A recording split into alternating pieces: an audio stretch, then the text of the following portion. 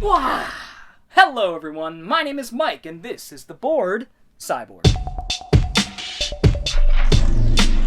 Welcome back to yet another What's in the Bag, which is my version of the movie collection update, where I go over the movies, the DVDs, the Blu-rays, the video games, the graphic novels, comics, any cool stuff like that I've gotten over the last couple months and show you guys in video form. Now keep in mind, as a disclaimer, all of this stuff was purchased before the lockdown, the global pandemic lockdown. I have not gone out and hunted in months, and it's for the safety of everyone. So I am totally okay with that. Luckily, I have a huge backstock of movies to show you guys. So let's not waste any more time and jump right in. I'd love to know what you guys have picked up over the last month or so feel free to leave that down in the comments below, and we'll get a little discussion rolling as per usual. Alright, so today we've got a couple DVDs, we've got a nice fat stack of Blu-rays, and we've got some PlayStation games, and a graphic novel. So a little bit of everything today. Let's jump right in. First up, City of Men. When I was a kid, I watched City of God, 14 years old, maybe 15, and I loved it. It blew me away. It was a glimpse into a world that I had no idea about. Rio de Janeiro, the slums of Rio de Janeiro in Brazil, where kids just walk around with guns and they're in gangs, and I'm talking kids. Now, City of Men is the follow-up to City of God. So I don't know if it has any of the same characters. I'm sure it deals with similar themes. But I'm looking forward to checking out City of Men. I really didn't even know that City of God had a spiritual successor or a sequel. So I'm, again, really looking forward to checking this out. Got this at Goodwill for 49 cents before the pandemic happened, so that is City of Men. Next up, this one I got at the flea market before it closed. That is The Organization. This is a Sidney Poitier film. I think this is he Mr. Tibbs in this? I want to say he played... Yeah, Virgil Tibbs. This is a character Poitier played in the 60s and 70s. Tibbs. There's also a film called They Call Me Mr. Tibbs that I have over there. But this is The Organization. I didn't know they were connected when I bought it. All I saw was Sidney Poitier with a gun on the front, and that's all I needed. This one is directed by Don Medford. I don't know that name. I'm hoping this is a fun action crime thriller with Sidney Poitier, the legend. So, The Organization. That's it for the DVDs. Moving on to the Blu-rays. Finally got this. Came into the store a couple months ago. That is Kong Skull Island with this nifty lenticular slipcover. I saw this film in theaters and really enjoyed it. I really do. I still do. I saw it at home and I was like, man, you know what? This is what we want. This movie wastes no time, 15 minutes, and you're seeing the big man himself, Kong, ripping helicopters apart while Black Sabbath plays. It's wonderful. It's everything that I could have asked for. I think the characters are pretty paper thin, unfortunately, except for John C. Reilly's character, who I think is actually really interesting. He plays sort of a castaway that was left on this island and grew with the people and learned their inner workings and whatnot. Interesting character, but everybody else here, Tom Hiddleston, Brie Larson, Sam Jack, even John Goodman, all very one-dimensional characters, but at least fun. This film has some sort of Apocalypse Now vibes going on, and I really dig it. It's a kaiju movie. It's super fun. It's part of the new legendary monsterverse that they're doing. Of course, this year, next year, whenever movies are being made again, we're going to get the new version of King Kong vs. Godzilla, which I can't wait for. Kong Skull Island. Next up, I believe this was an MGM movie. Around the time that Universal was doing their monster movie thing, Karloff would do this British film called The Ghoul. And I honestly don't remember much about The Ghoul. It's been years and years and years. I saw this in my teens. I enjoyed it, and I recognized it as sort of an underrated classic by Karloff, because everybody talks about Frankenstein and all the Universal ones, which they should. Those are some of the greatest films ever made and some of my favorites. But nobody really talks about The Ghoul. So that is Karloff's The Ghoul. It is due for a rewatch. It's been a long time. I want to say it has something to do with a jewel that's stolen and some mummy-esque sort of scenarios going on. But either way, this one, decent front cover there. It's obviously the original poster art, which I always admire, but it's not the best original poster art that I've seen. But it does have, from that time frame I should say, it does have interesting reversible cover art there that has a lot of the foreign posters, which are better. Either way, that is The Ghoul. I'm proud to own this on Blu-ray. Next up, of unknown origin, George Cosmatos film. Nobody talks about this little film from, what is it, 83, I want to say? Starring Peter Weller. He lives in this apartment in New York City in Manhattan and is being plagued by this giant rat in his house, in his walls, and he starts tearing down the walls and breaking all the shit in his home to get to this rat. And it's actually just a really good paranoid thriller that I don't think gets enough talk. So I was happy to sell off my 2 DVDs, that's right, I had 2 of them, waiting for this to come out on Blu-ray. That's how I do things. Sold both DVDs to fund the Blu-ray by Scream Factory, and I am grateful to own this. It is a really solid George Cosmatos film.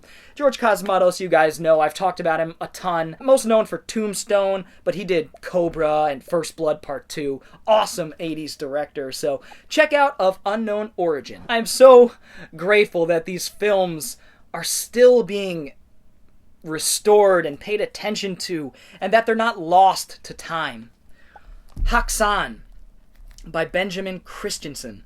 This is a 1922 silent horror film about witchcraft and a lot of other themes of the time. It actually compares the Salem witch trials of the 17th century to the early 20th century mental institutions and how they people used to think that people were suffering from the same hysteria that they were in the 17th century. I know, crazy, right? But it's true. That's how they treated mental patients, people with mental illnesses at this time, and so it tackles those issues. But I gotta be honest, I've never sat down and watched this entire movie. I haven't. I've seen bits and pieces, I've seen some of the vignettes, some of the segments, and it just is so otherworldly and creepy and alien.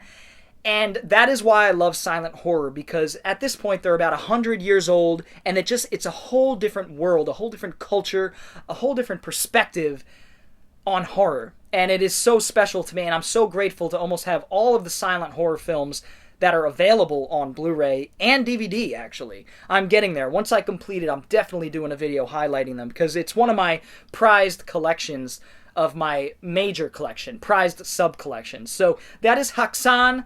Can't wait to crack this open and watch it. It's gonna creep me out. I know it. I can't wait. Haksan. So this one I actually did acquire recently. My bookstore opened to the public recently, and this was one of the donations. Thank you, John. I don't know if you're watching, buddy, but John, thank you for donating this to the store. I ended up buying it, going home with it to round out my Rob Zombie trilogy with House of a Thousand Corpses, Devil's Rejects. Like House of a Thousand Corpses, love Devil's Rejects. I'm hoping I at least like Three from Hell. I've not heard many great things about it, but it does round out the trilogy. I believe it's Sid Haig's last film, definitely his last big film. Rest in peace to Sid Haig. So I hope this one goes out with a bang. I thought Devil's Rejects ended perfectly, honestly, with Freebird and with the giant shootout at the end. But apparently they survived, and let's take a look at what Rob Zombie has to say about these characters. Hopefully he closes it out nicely. We shall see. That is Three from Hell. What did you guys think about Three from Hell? Next up, we've got a film that I was pleasantly surprised with. I grew up in the 90s, of course, as you guys know, as I proclaim in every video.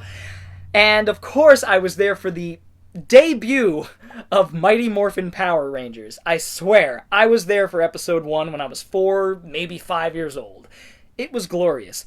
And then, 25-something years later, we would get Power Rangers. They cut out the Mighty Morphin, because I guess Mighty Morphin's a little bit too 90s. But this came out, and I really enjoyed it. I've got some issues with it. I'm not a huge fan of how Zordon looks in this. He just looks like one of those old 90s toys. Maybe that's what they were going for, where it's like a whole bunch of metal needles, and you make an impression. You know what I'm talking about. I wasn't really feeling that design the first time around, but the characters I really did enjoy. I thought it was great. They each, in the first 30 minutes of the film, it does take its time, which is good, developing these characters and laying them out. It does shed some backstory on these characters, and you end up caring about them by the time they get into the Power Rangers suits. It does mess around with the lore a little bit. It explores the lore a little bit, which I think is cool. Rita Repulsa, played by Elizabeth Banks in this, and she does excellent. She's like one of the reasons to see the film. The costume design is awesome. I really love it. I think it's sleek. I think it's futuristic. I mean, look at Repulsa's costume design there. That's excellent. And the costumes there, just honestly, they did such a great job updating this 90s show that I adore, that I grew up with, one of my favorite shows growing up, and I felt like a kid watching this. What can I say? And that action sequence after they find their powers, and it's basically at the Vasquez Rocks, which like every action sequence from the original show was filmed. The fact that it was shot there, and it was shot like in like low angles, like the Japanese were shooting, low angles, wide shots, explosions for no reason, the putties. Oh man, it was such a great homage, and it pumped me and my boy up when we were watching this. It was so cool. But that is Power Rangers. That's basically a full review. Really love this edition too. It's got the killer slipcover there, and you open it up, and it's got, you know, some artwork, which is awesome. Hopefully you guys could see that. It's got these little cards here. Very cool, man. Awesome design. Really enjoyed this movie, guys. Honestly, it was a solid 3 out of 5 on my first viewing. I think I'll enjoy this moving forward, too. It's just fun. Oh, man. Another silent classic. This is not a horror film. It's an action-adventure film starring Douglas Fairbanks Jr. I can't believe I'm even holding this right now. It's incredible that this is on Blu-ray by Eureka. Of course, not on Blu-ray in this country, in the U.S., but that is Raoul Walsh's The Thief of Bagdad. This is like the earliest adaptation that has survived of the Aladdin story, The Thief of Bagdad. You know, the Arabian Nights, of course. This film, I can't wait to sit down and watch. Oh, man, it's got the magic carpet. It's got all those tropes we love from the Disney movie and from all the adaptations after this. And this edition here just has so many special features and a little booklet. It's got a DVD as well, you know, which doesn't really affect me. But God almighty, the fact that I have The Thief of Bagdad from 1924 on Blu-ray in 2020 blows my mind. I love this so much. It's got the little booklet. Oh, Thief of Bagdad. Can't wait to crack into this, man. I am falling in love more and more with the silent era of films the more I watch, and man, The Thief of Baghdad. Next up, we have a Steven Seagal film by whatever that guy's name is that makes all the terrible Seagal movies. Keanu Waxman. I'm adding it to the Seagal collection. I haven't seen this one, but I'm anticipating it to be shit, because almost everything that he made after like 2004 was shit. I'm hoping there's a diamond in the rough here, for God's sake, please. Seagal, I love his early work so much. And when you compare him to JCVD, like 2004 onward, it's night and day. JCVD actually cares. He cares about his fans. He cares about making solid movies and progressing and evolving as an actor. Seagal doesn't.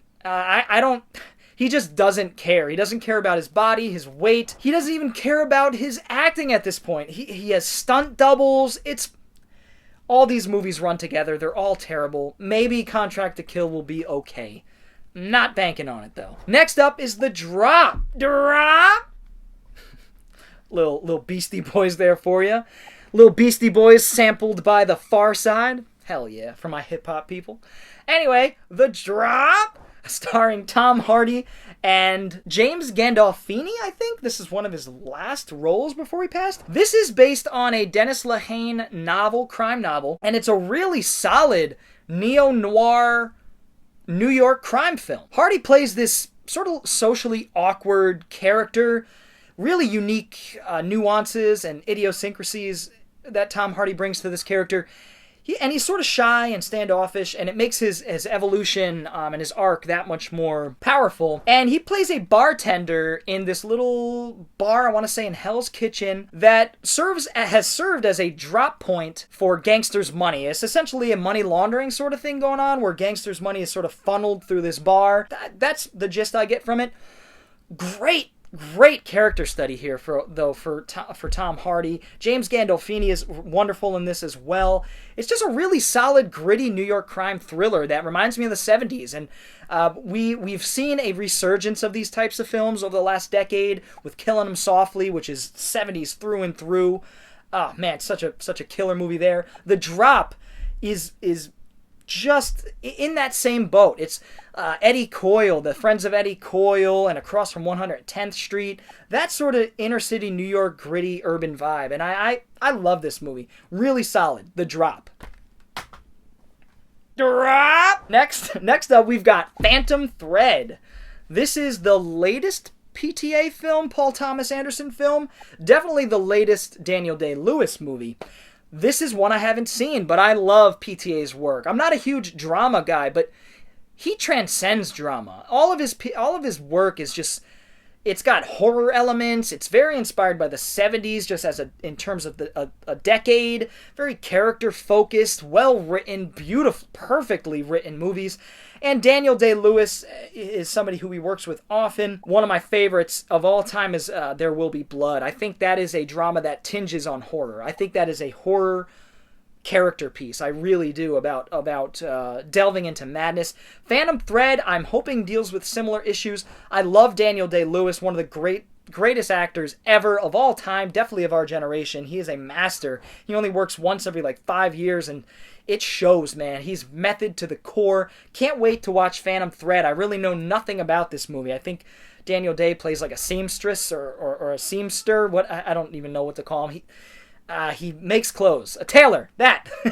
Phantom Thread. Looking forward to checking out this PTA film here. All right, next up, I found some PlayStation 1 games, actually, before the lockdown happened at, where was it? It was Restore, so I had some more good luck at Restore. This one, Spyro, was actually an upgrade. I had this, but the disc was a little rough, so I upgraded the disc here. Spyro the Dragon is actually one I've never played, and I grew up during the 90s, obviously, and I loved Super Mario 64. I felt like at the time that this was more geared towards kids, even though I was 10, 11.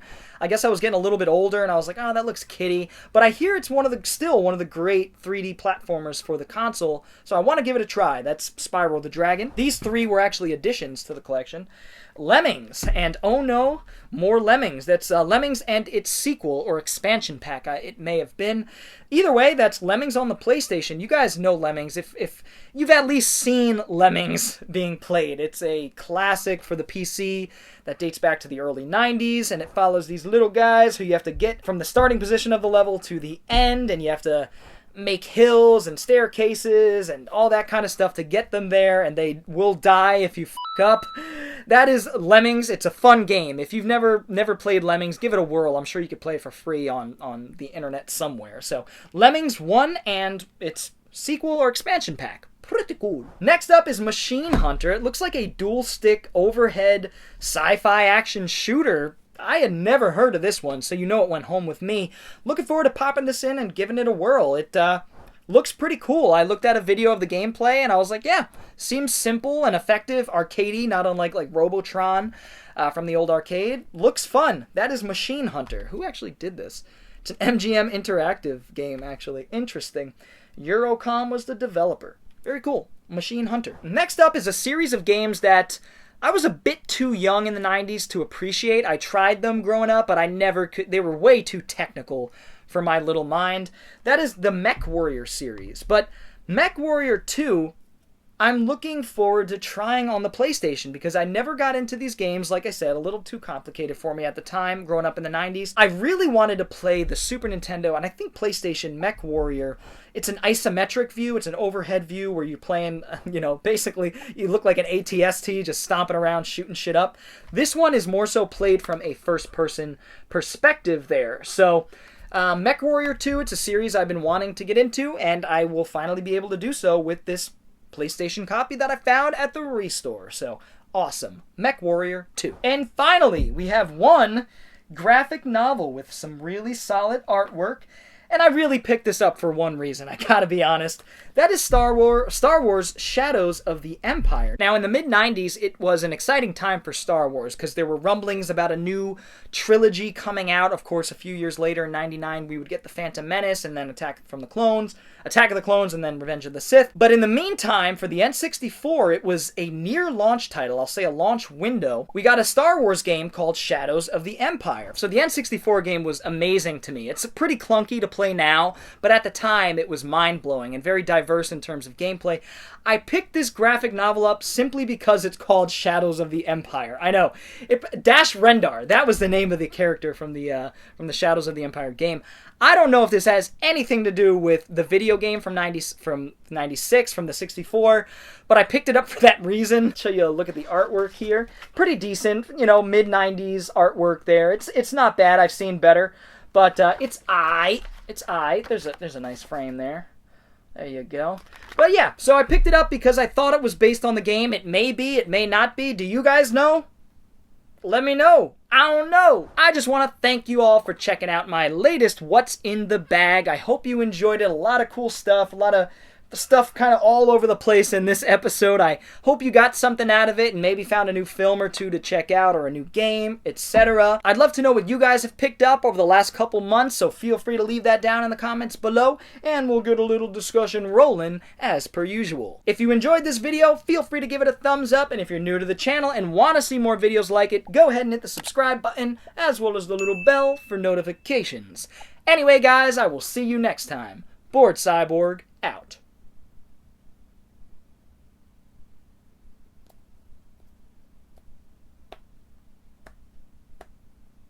See ya.